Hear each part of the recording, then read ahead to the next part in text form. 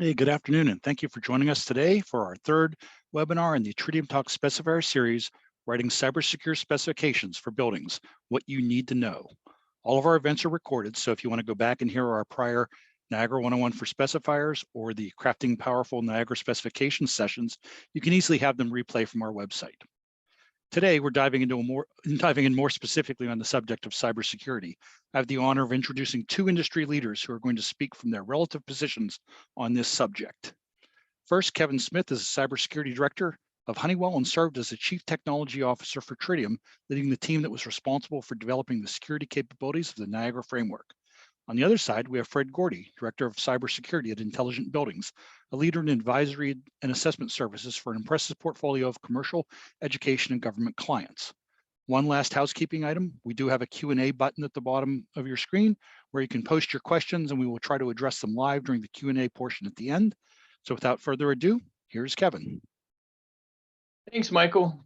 As he just shared, I'm Kevin Smith, and unless you're new to the Niagara community, you've probably seen my face before. I've been in the Tridium family for over 8 years now, and I was originally hired to focus on the cybersecurity of the Niagara framework as we moved from AX to N4, now almost a decade ago, and building in strong cybersecurity capabilities into Niagara and the JACE 8000. Later became the CTO of Tridium and then briefly the CPO. But I'm really more of a cybersecurity geek, so now I spend most of my time focusing on cybersecurity for all of Honeywell.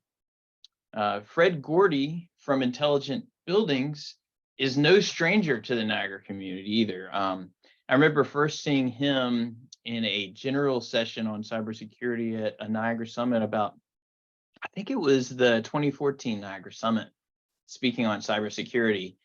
He has a long history in the building automation community, and I see him as one of the leading industry spokespeople for cybersecurity and smart buildings.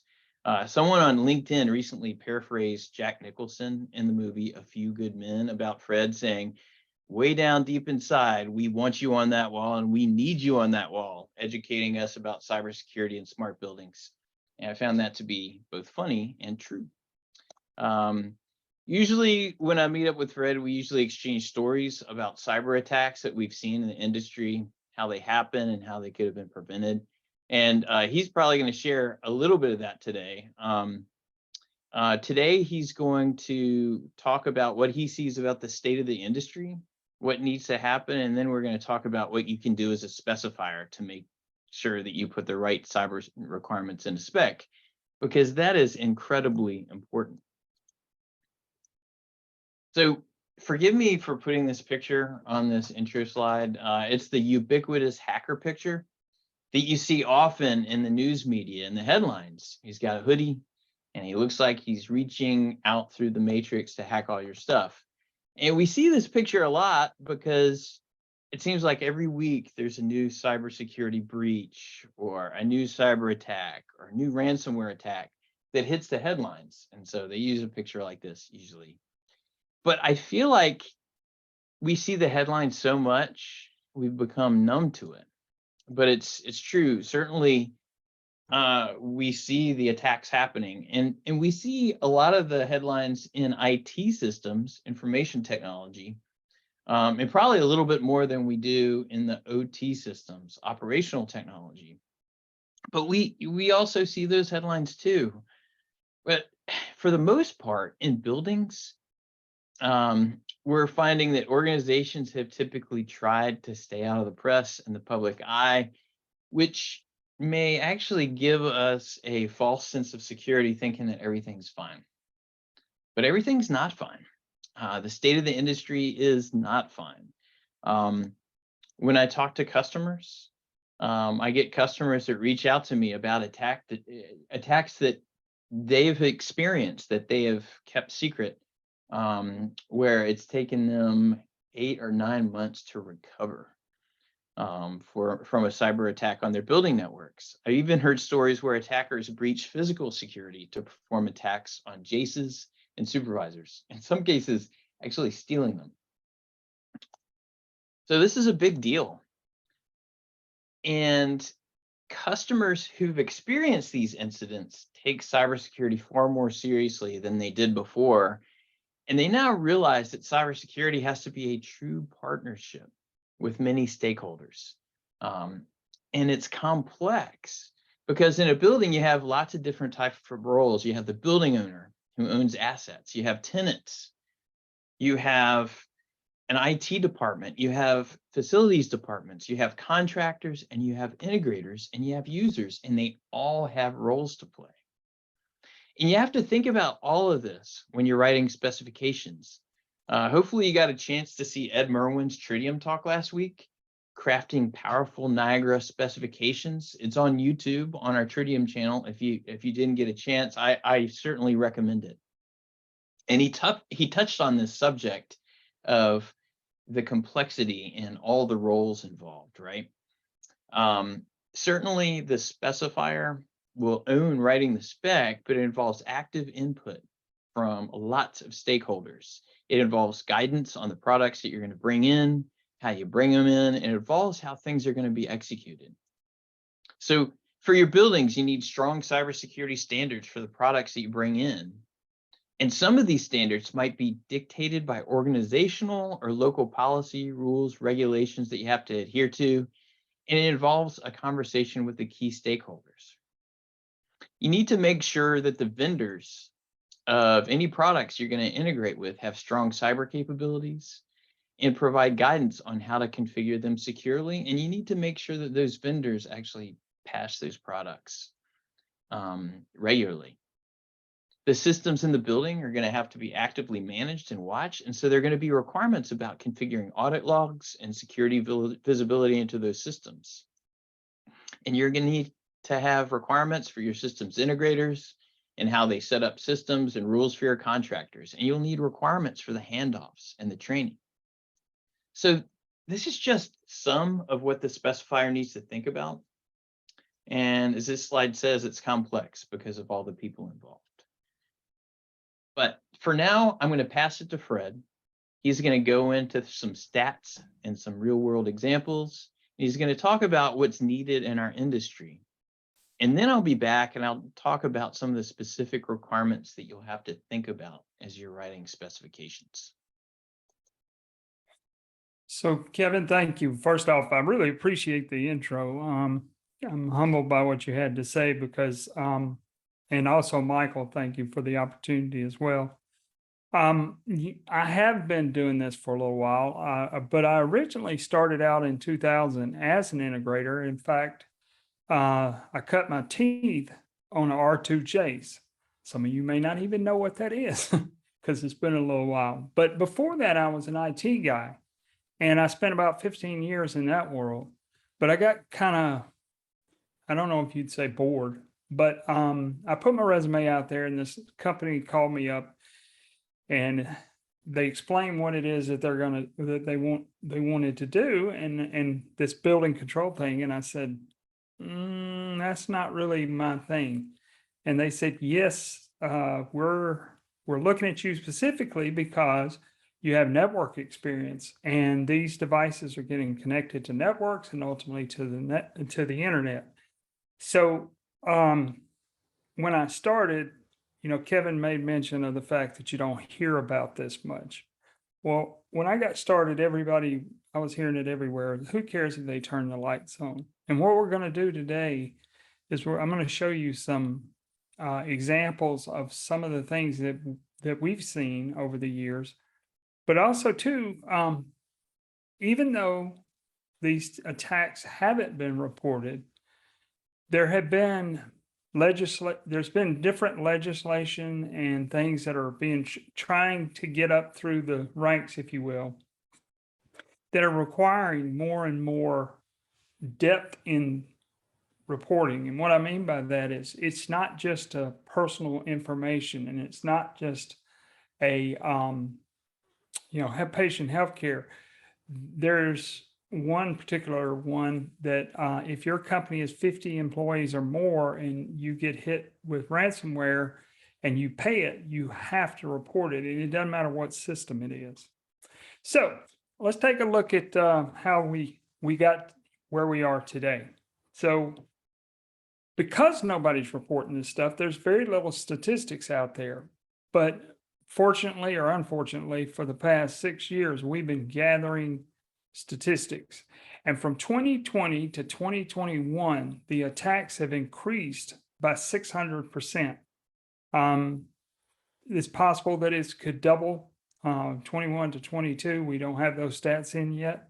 But inside of those attacks, the percentages you see on the screen paint a picture. And one of the ones that really concerns me is the one on the left. I mean, they all concern me, but the reason this one happens is almost 100% avoidable. Too many times I see the engineering workstation or, the application host or the web supervisor sitting on an engineer's desk, and everybody uses it to access the system, but they also use it to access their email, Facebook, whatever the case may be. But they're browsing the web, and 100% of those attacks have come from somebody clicking an email, just like you would on your IT systems. But the impact is like, to put it the way NIST said it, the difference between IT and OT is OT interacts with the physical world.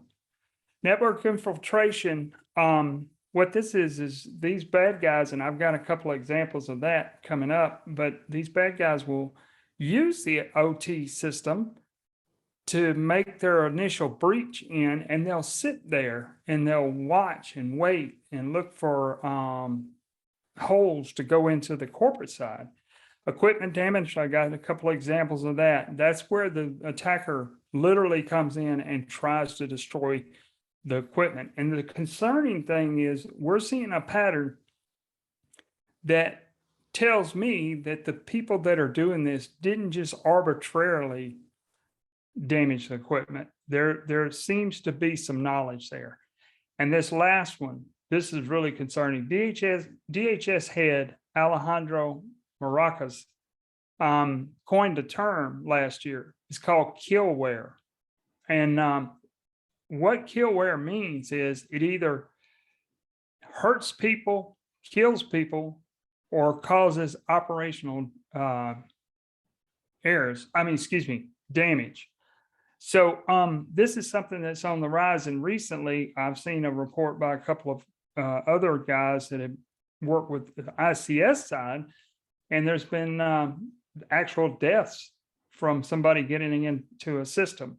One example that almost went sideways was, I don't know if you're familiar with the Oldsmar water treatment hack, but I know this is going to sound familiar to most of you. There's been they think that they put in an air gap network and they thought everything was fine. Well, the guys that are running the systems, working with the vendor, said, hey, we want to be able to get to this remotely. And, if you can get to it remotely, then you won't have to roll truck. They said, we got a solution. So they put in a modem, a cellular modem. And one day the guys were sitting there and they saw the cursor moving around on the screen, and they just assumed that it was the vendor.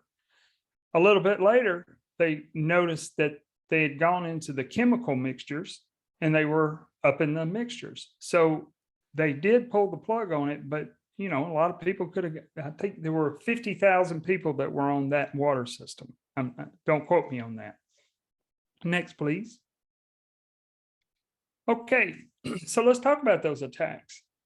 This one at the top is one that's pretty lengthy, and I'll try to bring it down and not spend that much time on it. But as I said earlier, clicking an email on the web supervisor caused this attack. And what happened was the guys had not made backups.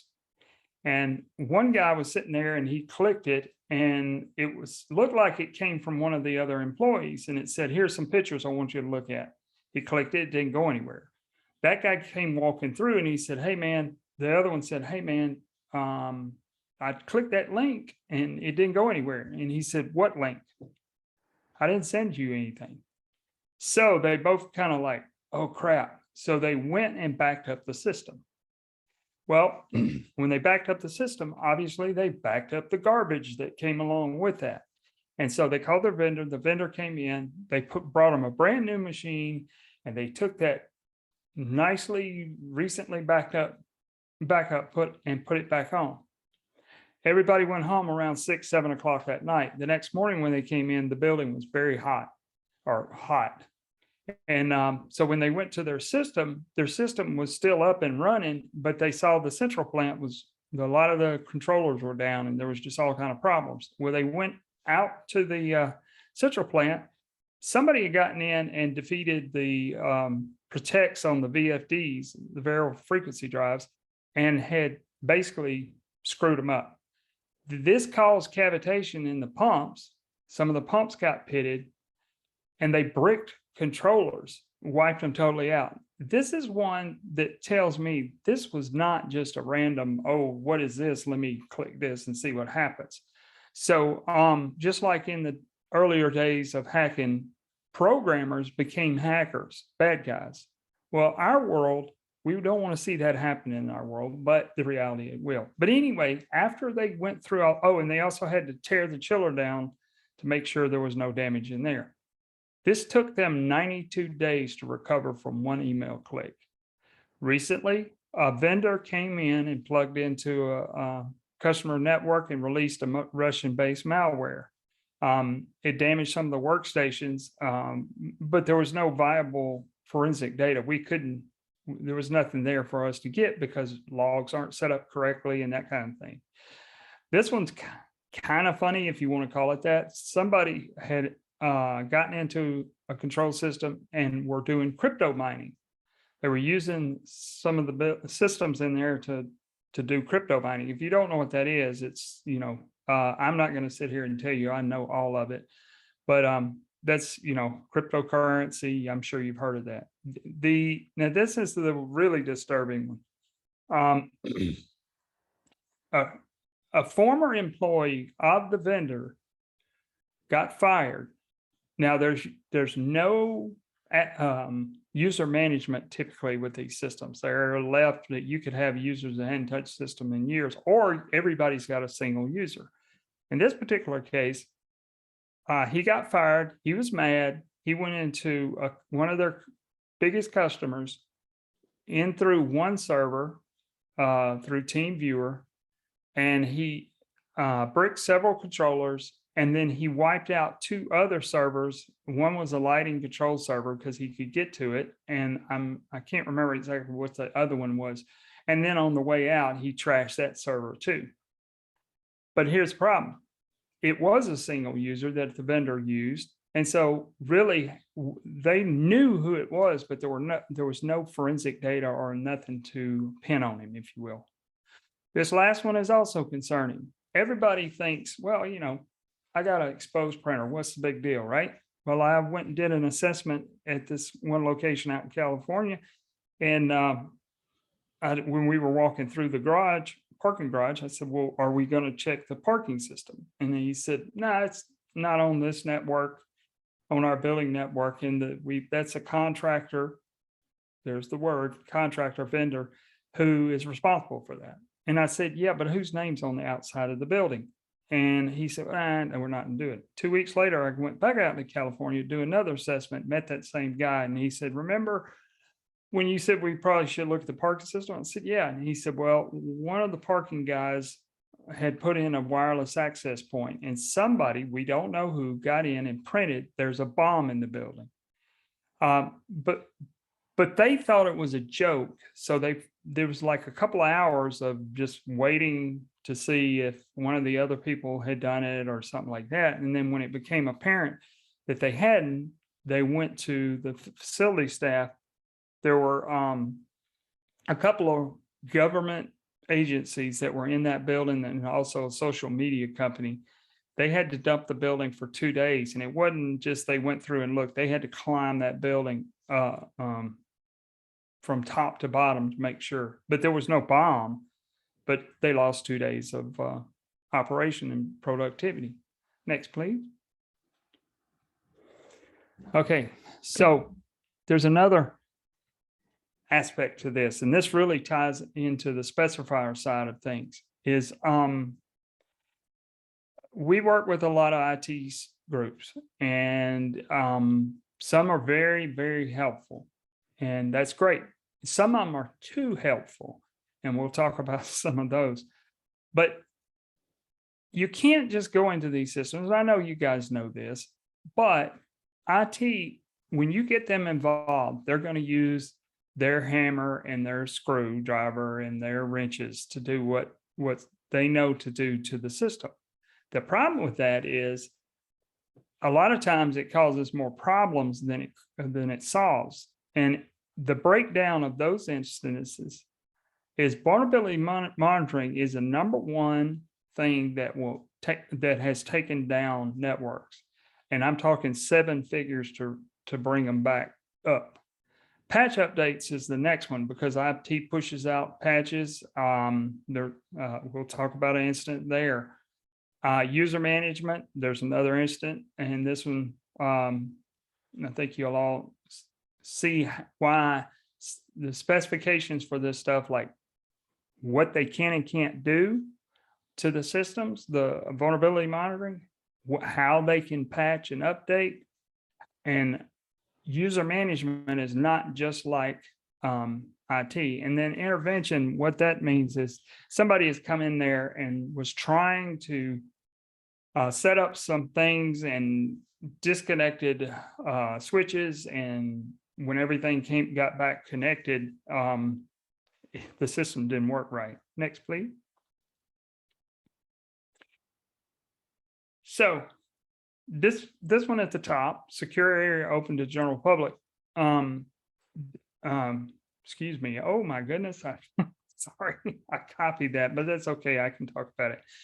There was one of the vendors was tasked with keeping an access control system that was tied into the elevator system. And what they did was, or in their agreement, they were supposed to be keeping backups of the system, and they were also supposed to have equipment on the shelf. This was written out in the agreement. However, the customer didn't check this. So the server failed, and when it failed, then they also lost connectivity with the database. Anyway, long story short is that interconnectivity between, I think it was a Linnell system, to the elevators, there was a 3rd floor in this building that was highly sensitive, and nobody could go on there unless your badge let you go on there. Well, as soon as this happened, of course, then everything fails open, right? So they called the vendor. The vendor said, we don't have a server. So they got their IT department to put together a server. Bear in mind, this was 2 months ago for this particular instance. When it came time to install the backup, last backup was October of 2008. Well, they didn't follow their agreement, but really at that point, it didn't matter. They had to get it back going. So what the building owner had to do was hire security guards at every one of the elevators, and you were checked when you came off. But this vulnerability scan, the next one, knocks over 6,000 devices. There was a building we were working with that's over 100 stories, 10,000 devices in there. Everything was done. We had cyber commissioned it, and everything was checked out. And we got one of those all-call emails where, hey, get on this call because something bad has happened. So we got on there, and the head of their IT group is like, well, Fred, you and your team were doing some scanning, correct? And I said, yeah, we were. And he said, well, last night, the system, we got a lot of errors and everything. And I said, that was 2 weeks ago. Well, as we talked, it became evident they had done a quali scan, and it froze up a bunch of the controllers. There were these things called Starline bus monitors up in the ceiling, and the vendor said, look, we'll come reset them, but you have to climb a ladder, manually reboot them, and you got to check the settings afterwards to make sure that they're not, they didn't lose those settings. And this particular one cost them 7 figures to get it all back up and going, because they were having tenants moving in like in the next couple of days. Software patch, cancel surgery. The IT they're trying to do their job, right? They pushed out a Java update, and what happened was they pushed it out to 50 hospitals, and those 50 hospitals had to cancel surgery because the building staff couldn't get the alarms or anything that went along with the operatory suites, because you have to maintain a certain balance of air going through there. So they had to cancel the surgeries. It took them 2 days to get everything back online. And this last one, Kevin and I have talked about this one before. There was a Niagara web soup, and it was connected to 100 buildings somewhere around there. And they fired an employee who was who was in charge of all this. And IT knew just enough to remove his user. But what happened was his user was also used for connectivity between the JACEs and the web supervisor. So they lost connectivity to over 100 sites. They had to hire, get additional manpower because they were spreading their manpower thin, maybe one guy every 5 buildings or something like that. It took them thousands of man hours to get that system, the web supervisor connected back to the JACEs. Next, please. So how do we fix it? A lot of bad stuff I've been giving you. Well, let's talk about how we can fix it.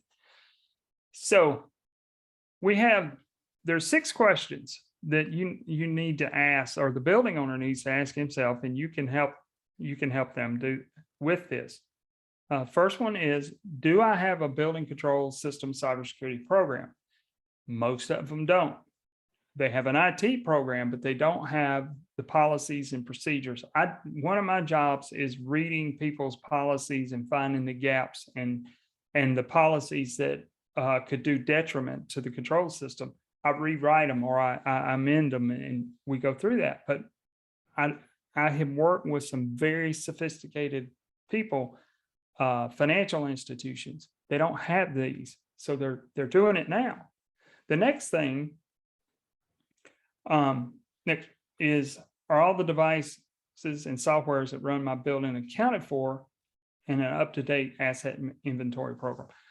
A lot of these people, well, I'll ask them, do you have this? And they say, yes, we do. And so I say, okay, let's take a look at your networks. In one particular case, the vendor was there, and he was a real nice guy. And he told me, he said, I can tell you what's on here. There's only 4 devices. I scanned the network, there was 32. One of the devices was a Raspberry Pi. And when I did this 2 weeks earlier, there was an article that came out about the Jet Propulsion Lab. A Raspberry Pi was found on one of their networks, but not before they had exfiltrated about 0.5 gig of very sensitive information. So even though they may have a list of everything that was installed the day it was installed, most of them don't keep things up to date. Next. And we had a particular case with the one customer had 1,500 locations. Well, they were trying to manage everything centrally, and when WannaCry came out, they had some devices that have Windows CE, but they had no idea who to call to mobilize to go take care of them. So they spent days trying to put together that list. A lot of head knowledge, meaning these people on site, they know who to call, but if you can't get a hold of them, there's no way to figure out who's where, who belongs with what system. Next, please. I love this one because I'll ask people, who controls remote access or local access to your networks?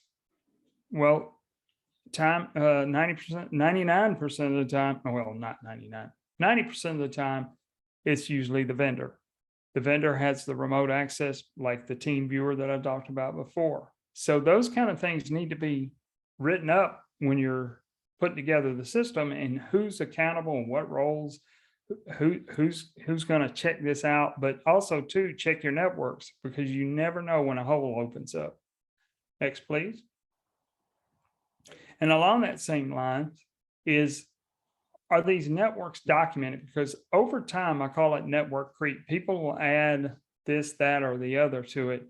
And you don't necessarily know which device is interoperable with which other device. So therefore, when something happens, you may or may not know, the building owner may or may not know how to isolate that without disrupting operation.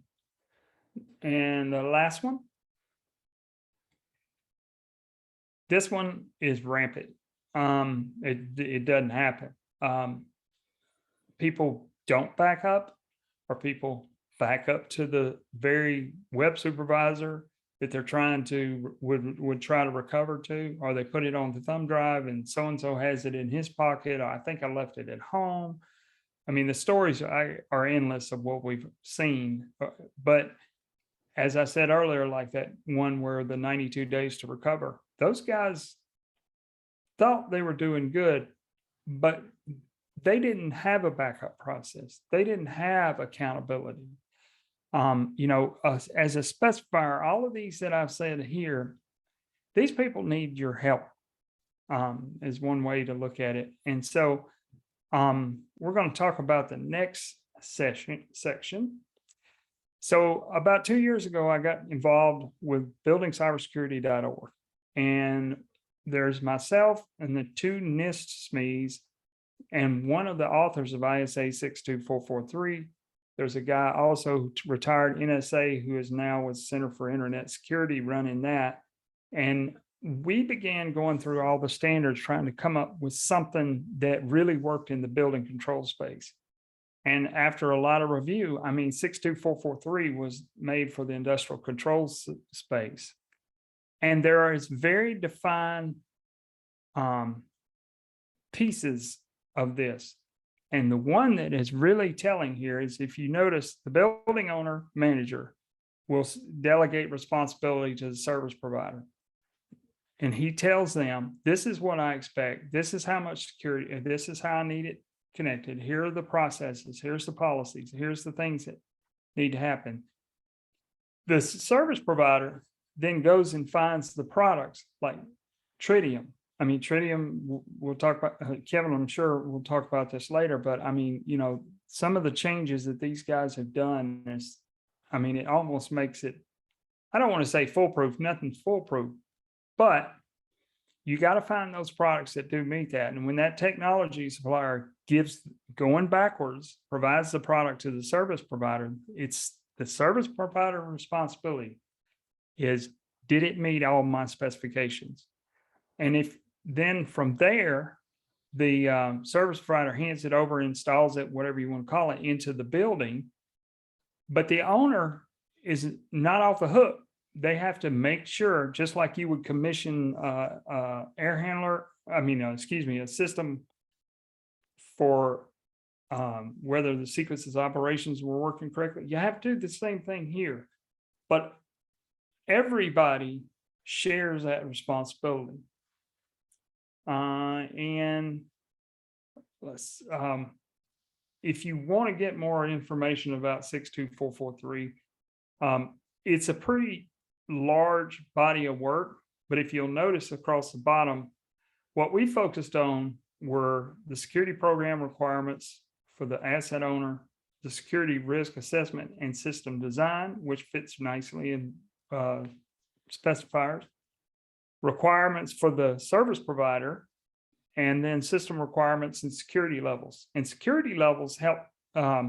What I like about the way they did those is they break them down on what it takes to get into the system. And so they have some really good information there. Of course, BCS, we're going to be releasing these standards pretty soon. We're just waiting on ISA to bless them. But anyway, that's what I've got for today. Kevin, you want to take it? Sure. Yeah. So we've kind of talked about, some of the scary stories, and Fred is great with the scary stories. He always because he meets with so many customers, he really is on the front lines of seeing that. And now we're going to get into the point of writing the specification and what's involved. That slide that he just shared is really important for us to understand. One, it's always good to look at standards like 62443 and the requirements as you are thinking about writing a specification along with some other standards. But also, and I'll just switch back there for a minute. If you look, you see all the roles here: the building owner, manager, the service provider, and then the product / technology supplier. There are a lot of roles that you have, and there are requirements for each one of these groups, or there needs to be requirements specified. So as a specifier, you'll also have to understand the risk level of the organization, meaning what's the acceptable risk to try to determine your level of security as you're writing your security requirements. So the result of a risk assessment will show you, for example, in detail, so that the security controls needed for a nuclear facility are going to be a lot different from the security controls of a church or a school building, right? But understanding that and understanding the details and what's required for the specification that you're going to write is a result of having that risk conversation with all the stakeholders, the building owner, the building owner's representative, the design engineers, the IT department. And a good specification is one that gets a lot of feedback from all of them. And so another important thing is understanding the relevant security requirements from your domain or industry. And so this will be different in the medical industry, the financial industry, and the US government. And they'll most likely have standards that you can follow. And they're pretty helpful in writing specifications. So just as an example, I'm gonna share this on my screen. Within the Department of Defense, there's a Unified Facilities Guide specification, and it's made for low and moderate impact facility control systems. The moderate and low is that risk level that I was talking about. And so I'm just going to kind of scroll through this for you to see, but it has detailed requirements for setting up almost anything to be compliant to the Department of Defense risk management framework in these environments, which is the requirements in the DoD domain. For configuring Niagara products, we have actually built the documentation that conforms with this spec, specifically only to our product. But of course, you're going to have lots of other products in a building when you're specifying. So like looking, even if you're not in the DoD, looking at something like this will be helpful as you write your specifications. So I'm just going to save that for later, and we'll have references to that later. But the great thing about that is, depending on the industry that your building is in, any regulations and specs like that will make your life easier as a specifier, because you can really just refer to the spec because they've done all the hard work of determining the requirements. But of course, not all industries are like the DoD, so you might have to adopt some common sense cybersecurity best practices when you're specifying requirements. And so this is why working with security professionals, looking at some of those standards like the one that Fred was referencing, and then talking to other stakeholders for the building is going to be really helpful and needed. As a specifier, it's critical that you pick products that are cyber secure and are compliant with the requirements that you'll need. And so I'm going to briefly discuss Tridium's journey related to this, because I think it'll help you. At Tridium, just about a decade ago, we looked to overhaul the cybersecurity posture of the Niagara framework. And as we were planning the move from AX to N4, and as we were planning to release the JACE 8000, what we did at first is to look at one of the security standards that we've talked about, ISA 62443. If you're not familiar, it is the gold standard of industrial control system security. And we looked at all those requirements in that specification, and we asked, how can we meet those standards at the highest protection level? Well, first of all, since Niagara is a framework and something that has to be configured out of the box, we had to change that question to how can we make our product configurable to meet the security requirements of that standard? So we did a gap analysis of what was possible with AX at the time and what we needed to do to change. And we found a lot of gaps. And filling those gaps required a lot of work. But the result of this journey for us, and a lot that you can see on the screen, and I just kind of put some highlights of what we've added, is that our products not only meet this high standard, but along the way, as we were developing them, customers from various industries with industry-specific security requirement came to us and asked us to include other options in order for us to be compliant with their industries. So security requirements specific to compliance in the Department of Defense, the healthcare industry, the financial industries also became added to Niagara. So it really helps that we have over 1.1 million deployments because we hear back from the requirements on what's required for those other industries that Niagara is used in. And so what this means to you, though, is that as you're specifying systems, there are a lot of different options that we provide. And so you have to specifically ask questions to the building owner and the stakeholders about what options need to be set up, right? How to configure Niagara. And of course, not just Niagara, but all of your security requirements. But this will kind of give you an idea of some of the things that you'll have to think about. So for example, and I'm not going to read everything on the slide, it's provided so that you can go back and kind of look at it later. But as a specifier, you can look at this slide and it'll give you starting points and questions to ask. So you're going to have to understand the risk level of the organization and look at some of these rows, and you can ask questions like, if you just look at the first row, authentication. What should the requirements be, right? Highly regulated industries with high risk levels might mandate multi-factor authentication, for example, or it's just a good idea in general. A few years ago, a large company in the healthcare industry came to us and said that they mandated 802.11x network authentication. If you're not familiar with that is, it's usually when you plug a computer or a device into a network, it has to have a certificate and it has to authenticate itself to the network in order to get an IP address. So they came to us and they said, Niagara doesn't provide this. Can you consider adding it as an option? And so we did. So, you know, in industries like that or in an organization like that, that's something that you'll have to specify, right?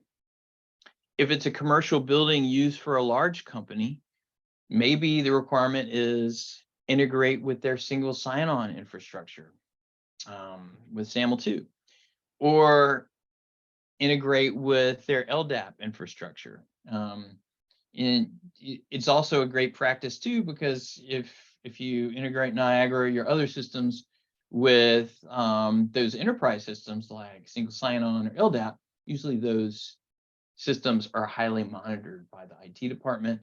And so if somebody's trying to break into your system, like if it's highly monitored, they'll catch it pretty quickly. Or who knows?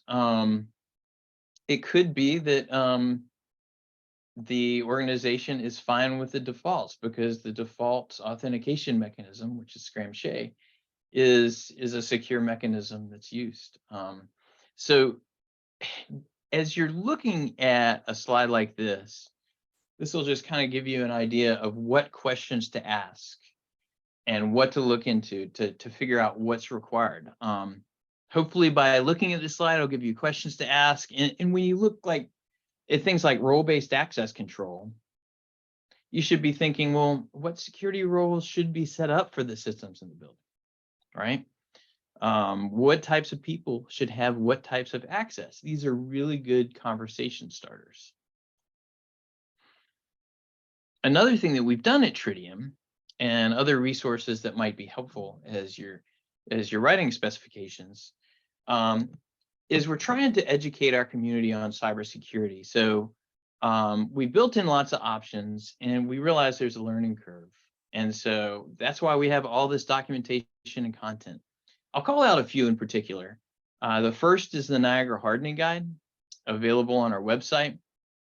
Ed Merwin uses as an example requirement and a specification that's useful. It's installation, setup, and programming shall be in accordance with the latest revision of the Niagara Hardening Guide. If you're specifying something for the US government, you probably want to see that YouTube video on meeting cybersecurity requirements.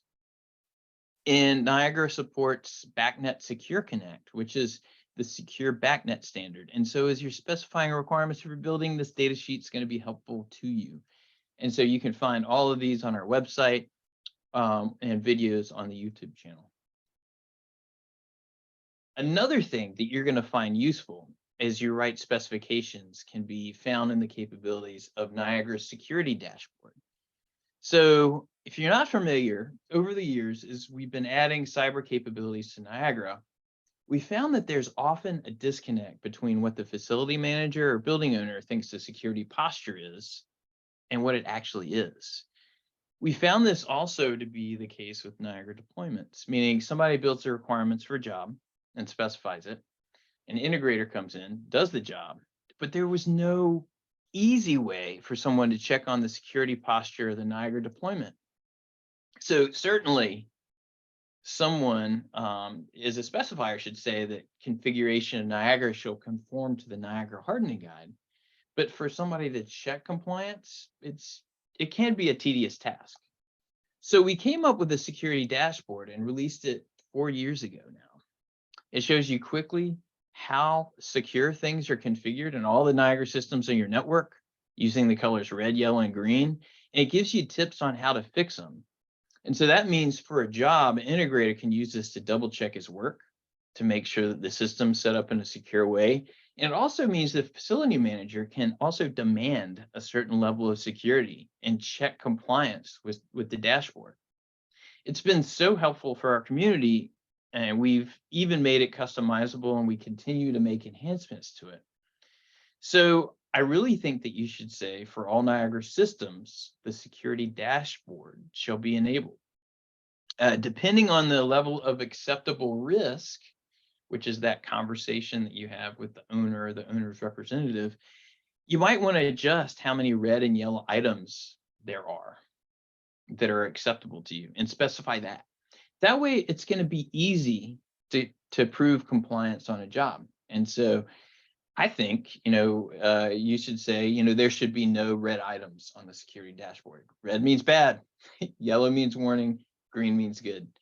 And so that's really something that you'll kind of have to work through as you're writing specs. I'm not going to talk to all of this slide either, but security processes are critical. And so when you're picking a vendor's product or picking a vendor, you have to look at the processes and security controls that maybe the product provides. But you also want to understand how the people develop their product, test their product, and support their product. So as a specifier, you may want to set standards for product vendors. They may need to provide a statement of how they're going to support their product and provide security updates when they're found at the very least. And so how do we bring this all together? Well, it can be a complex process that involves stakeholders, which means for a successful specification, you're going to need to do some research, and you're going to have conversations with stakeholders. You may need to work with a security architect, and you're definitely going to have to understand the risk level of the organization that you're writing the spec for. Here, I've thrown together just a few examples of things that might be in your specifications, and they're not going to apply to all systems. But these are just some example requirements that you might want to put in there.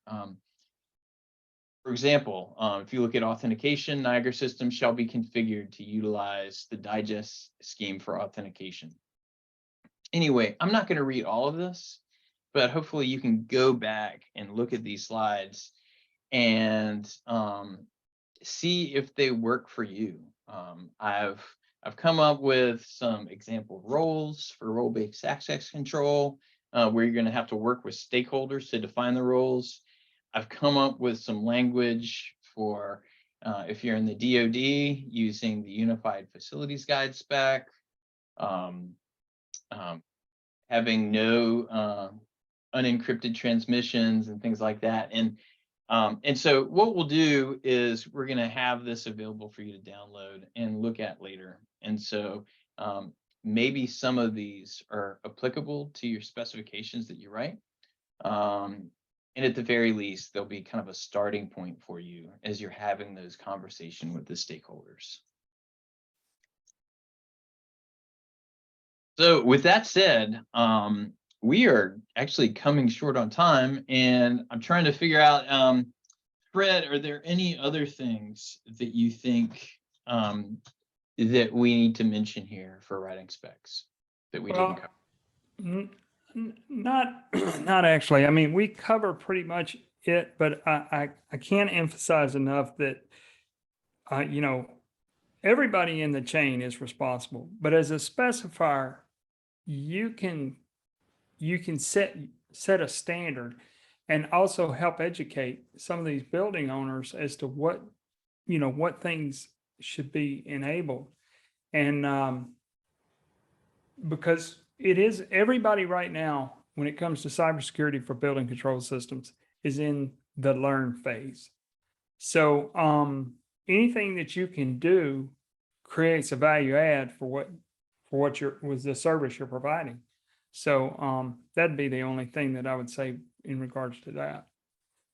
Yeah, the other thing I want to mention, that this presentation, which will be made available after we do this, we also have some resources and some links related to some of the security standards that we've referenced. And these will be really helpful as you look at cybersecurity requirements for your buildings. And Kevin, I have a couple questions. Oh, I'm sorry. Oh, yep, go for it. We do have a couple questions up here. Just there's a question: are there any Niagara products independently certified to 62443 using a certification program like ISA Secure? So you talked a bit about how we designed that, but how do we do that with is ISA Secure there? Correct. So that's a great question. Because the Niagara framework is a framework and has to be customized for each deployment, it doesn't fit well in a certification process, because when someone certifies a system, they certify a already configured product. And so what we do is we have a framework that can be configured so many different ways. And so, as I mentioned before, when we looked at the security requirements that we needed to conform to, we looked at ISA 62443-3-3. And we quickly realized that we needed to, like, the requirements say it must do X. And we realized we need to make it, it must be configured to do X, right? And so we haven't actually gone down that process of having that conversation with the ISA organization on how a certification process for that would look. But we did make sure to meet all of the requirements initially for protection level 3, and then later for protection level 4. So yeah, we never did a full certification of the product. Okay. And then we had earlier a question and this was right before Fred started talking about responsibilities, but I'll bring it up here for everybody who didn't see it, which was who is ultimately responsible for the installed OT system cybersecurity risk assessment and management. So in your section, Fred, you had noted that really the owner and specifier, the 62443-3-2, those requirements were kind of on them. And so I think the question became, you know, who's got to have that conversation? There you go, down that bottom left. So, and how do they get to that joint part to create that? So I think you guys addressed it, but I wanted to bring it out for you to talk about. Yeah, no, great. And I can't stress this enough, is when you're looking at this responsibility matrix, there's one thing I think a lot of people overlook, and I said it a little bit about it when I was doing it earlier, is you can have all the specifications in the world, but if you don't come back and check it, they don't mean anything. So at the end of the day, ultimately the guy who has the building is responsible, but everybody's responsible for their part. Does that make sense? Yeah, I think their question was, as a specifier, how do you get that? And I think you guys Oh. talked about teasing it out of a, understanding their domain, asking them about their requirements, and then making sure that you document that you're writing it to what they say they need.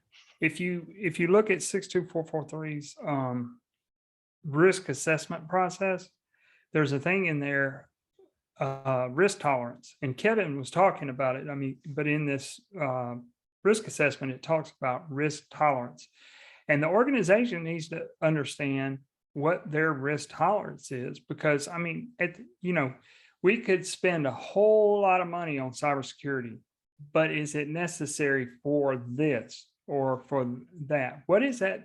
What is it that you can accept? So again, going back to the specifier, is you can set up in accordance with Tridium's hardening guidelines and excuse me, do all that, but and should be done, but the specifiers need to really talk to the owners to understand what their risk tolerance is.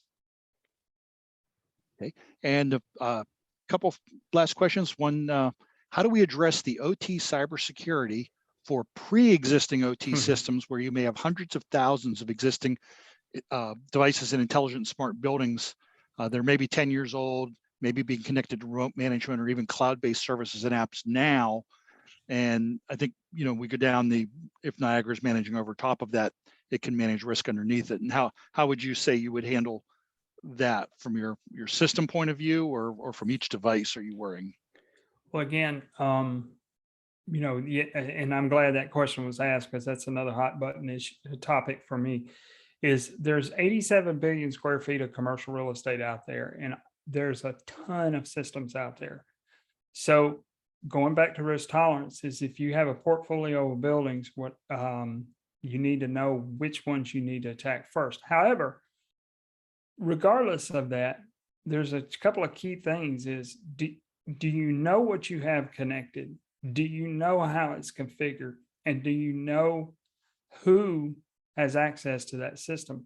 If you started with those basic things, that's going to go a long way. But, because these systems can be very vulnerable, compensating controls, can help. You can surround them with a hardened shell.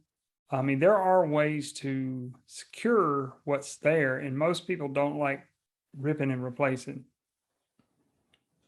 Okay, great, thank you. And the one last question someone asked is, do we have specifications that we can send them? And that answer is that indeed on Tridium website and in our links, we have links in this document. So the presentation will be posted afterwards on our site, and you can download that, which has links in the back. But also on the Tridium website, we have a learn by role, and you can see a specifier section. At the bottom of that page, we have now posted our Division 25, a Tridium design guide, and the graphics specification guide, and we're working on our enterprise security, which is our access controls guide as well. So you'll see these are all available here, as well as directly on our website, tridium.com US, so North America versions of these. But thank you all for attending today. Thank you to our presenters, Fred and Kevin. Really appreciated you joining us and sharing your information and experience. Thank you. Have a great day. Hey, thanks for having us.